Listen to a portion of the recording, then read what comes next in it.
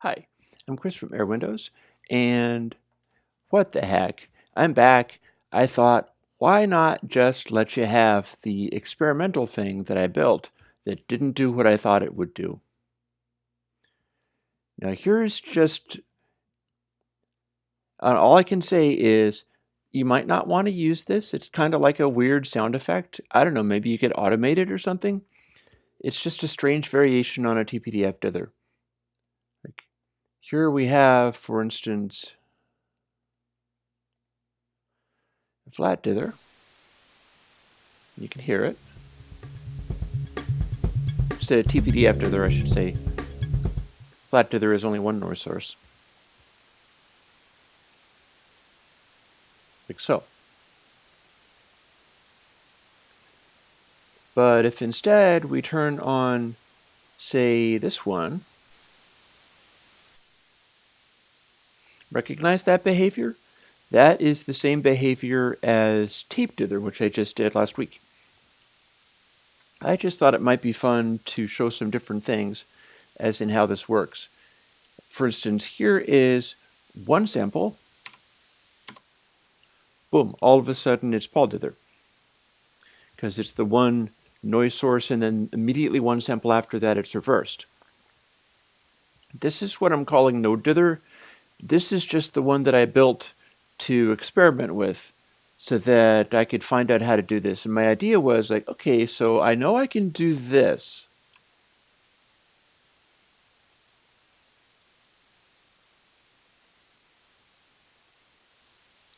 I can start introducing this node and putting more of a delay in. Like this is the one I told you about. It's kind of a silky sound to it.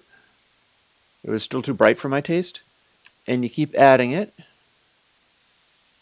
See how the funny thing, it reversed its direction? Because I'm not interpolating between the samples, it's a dither, so I just want to take the one sample and then another reverse sample in integer numbers of delay. And you can see that it's now bright up there, and it's got a node around 15K. And then this is the one that I like. This is tape dither, that is softer. And I thought, why don't I just slide this down until it's around here, and it'll sound awesome, right? Check this out.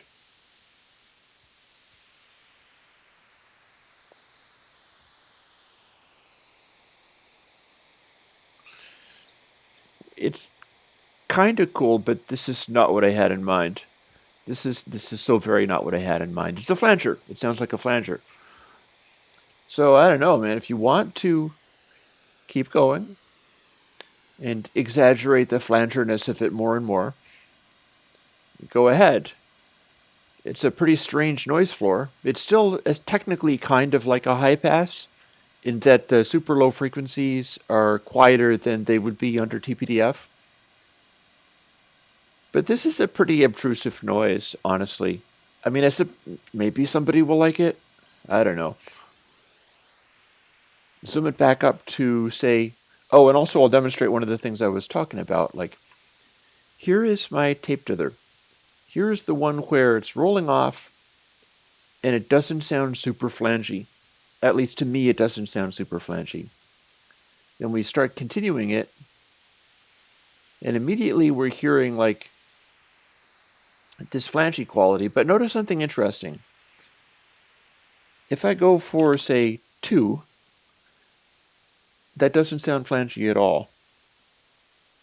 4, that's tape dither.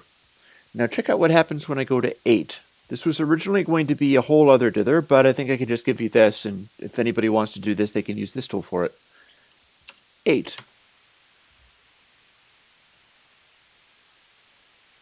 There's sort of a flangy quality, but it does a pretty good job of imitating like low speed tape playback. It's rolling off way faster, and there's a certain kind of overtone to it, but you'll find that when you start zipping around, like, this is a lot more obvious. It feels like a sound like this. I hear a note in there. I hear the flangy note in there, but if I go back to 8,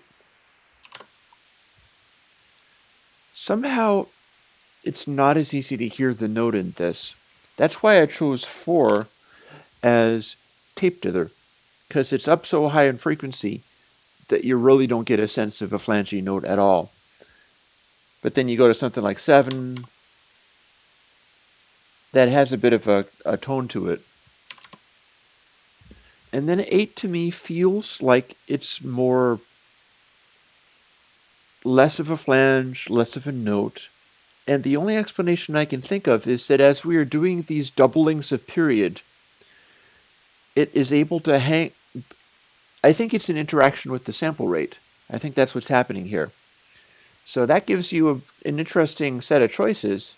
Instead of just swooping it around and playing with frequencies, you can go for the multiples, the powers. There's 16. You can kind of hear a sound there, no question about it.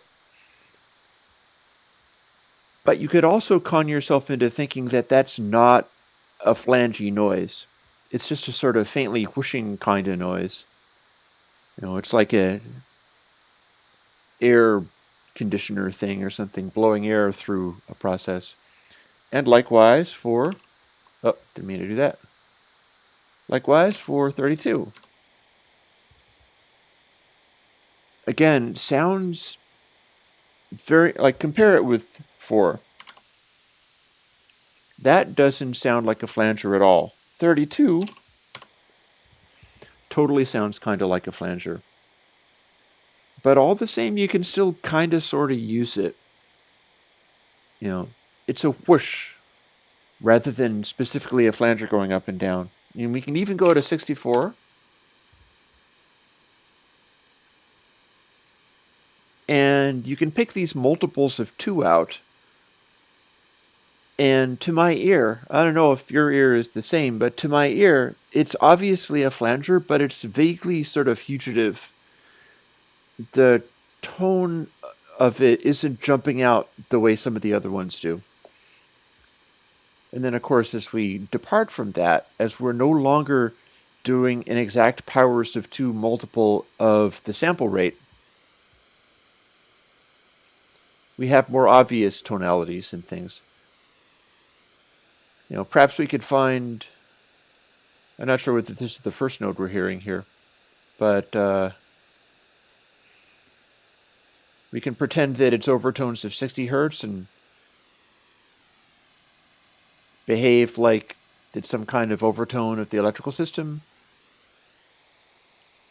Or you can dial it in somewhere and say, this is the sound of a air conditioning system in the room, and that's why it's making this noise. Or you could just go to 8 and say, this is the sound of a cassette tape, which is darker and sort of cruder and hissier than reel-to-reel tape. Or 4, which is my reel-to-reel tape. And I know people are going to come and be like, please make this be a flanger for us. And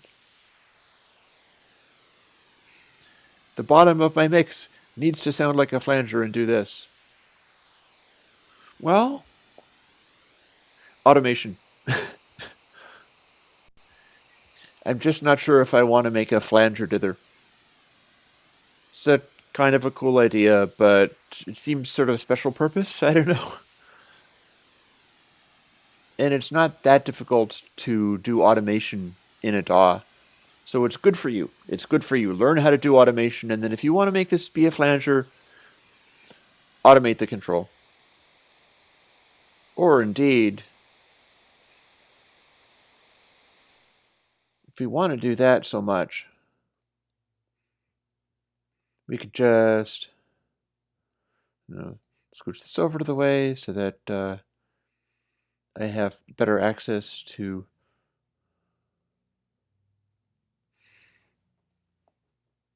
well, we've seen enough of this. So if you really want it to be a flanger, we can do this. Read becomes write. Touch also works. They like having it be touch because write will just take wherever you're at and start it like that. Whereas touch, Latch means it's going to hang on to whatever was there if there is anything there, and while you are touching it, it will replace it, then you let it go, and boop, it immediately goes back. Whereas touch, if I'm not mistaken, punches in. These are automation terms, and touch is one where it will leave it alone unless you are manipulating it.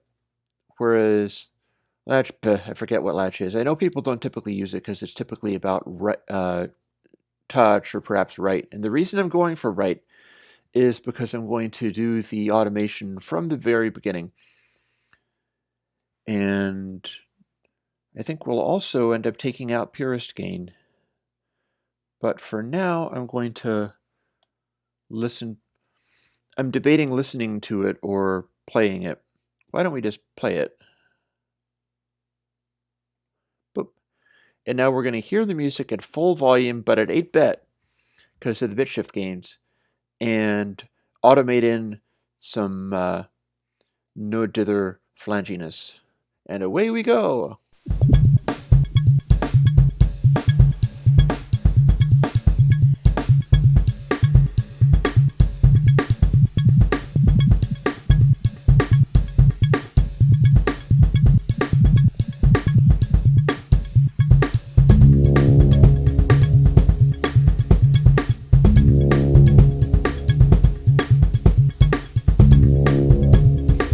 See, I'm holding it down and doing the thing. You can also do this with control surfaces.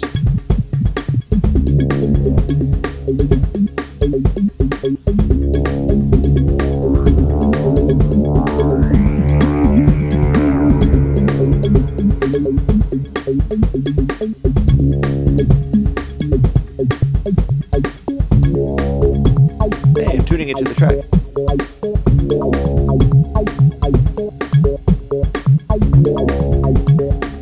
And because it's on right, it's staying where I left it.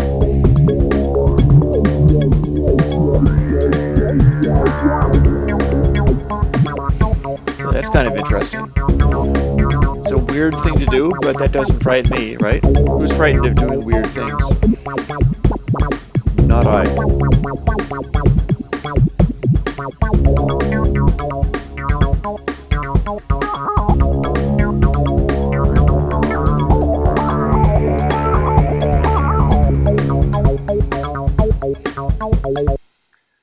And I think that'll do for now.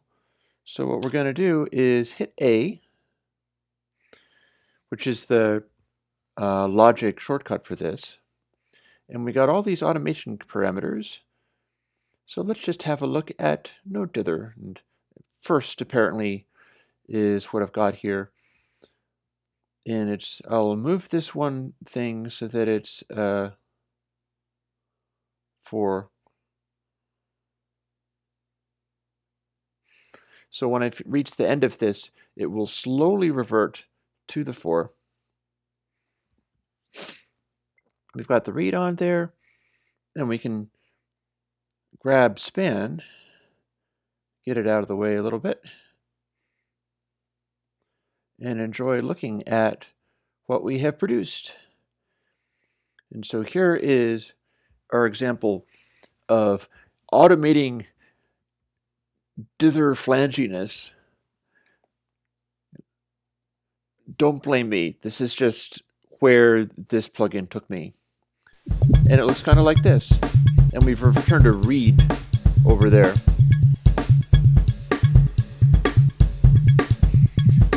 Now, as you can see, you can't actually see it on span. But all the same, we can kind of hear what it's doing. Because we're manually moving it around, we've got all these little automation nodes here. When we get to this point, we'll see what happens when we don't have them anymore. And it's like, yeah, who needs a LFO to modulate this when you can just modulate it yourself? And here's where I decide to tune into the track.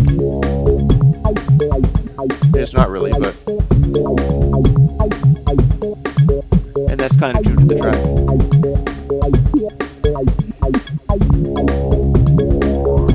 See, these are the things you do when you don't have to be limited by normalcy and the ability to take a plugin and market it in a commercial system. Patreon frees me to do this kind of madness. You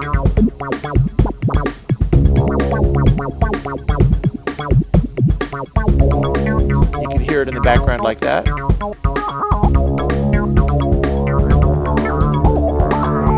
I got another swoop up. And now it will fade back down between these 2 points because it's following the automation parameter. So you hear it quietly going up. Except for maybe you can't hear it going up all that well because the music is so loud. So what we can do is scroll back here and turn Purist Gain back on again.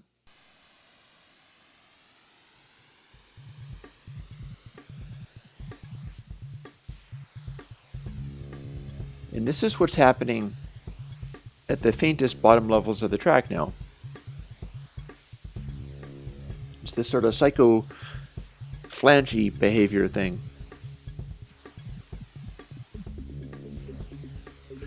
Bet you never knew I was going to do a dither that was also a flanger. Merry Christmas. And again, we got this going on. Now something to note when dealing with these things is we're going to get a degree of zipper noise because this is not really a smoothed control exactly. And listen to what the DAW feeds it when it starts fading off. Listen to the change.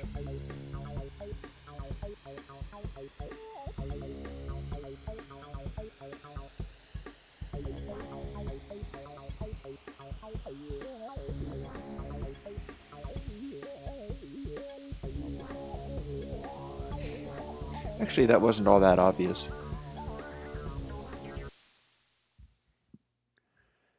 So, airwindows NodeDither. I designed it just to try to do a thing that proved impossible. I was going to make a nice clean node around about 1.5K. But this is a fun toy, right? So if you want a single plugin that will do the Paul dither and also the tape dither and also a whole bunch of other stuff, some of which is terrible, this is the one for you. Hope you enjoy it.